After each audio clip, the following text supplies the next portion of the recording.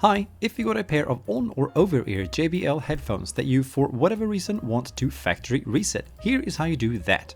These here are a pair of JBL Live 770NC, but the process is basically the same on all newer JBL On and Over-Ear headphones.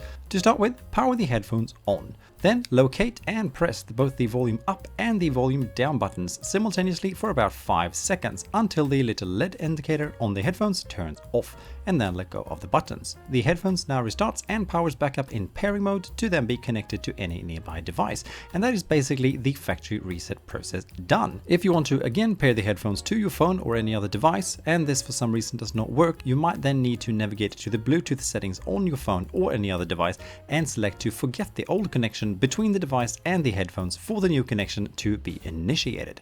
And that is about there. Thank you for watching, have a nice day, bye!